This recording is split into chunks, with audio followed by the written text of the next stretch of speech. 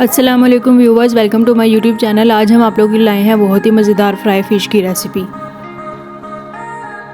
सबसे पहले हम फ़िश को मसाला लगा लेंगे। उसके लिए हम लिया है नमक, लाल मिर्च पाउडर, सूखा धनिया पाउडर, गरम मसाला पाउडर, मछली मसाला और उसमें सिरका शामिल करके इन सारी चीज़ों को अच्छी तरह से मिक्स करके मछली के ऊपर लगा देंगे अच्छे तरीके से।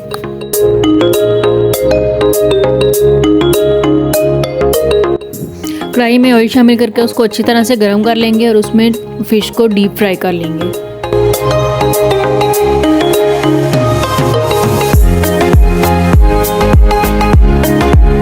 ये हमने फ़िश के कुछ पीसेस को फ्राई करके निकाल लिया है। बाकी के फ़िश के पीसेस को भी इसी तरह से फ्राई कर लेंगे। और ये हमारी मज़ेदार सी फ्राई फ़िश तैयार है।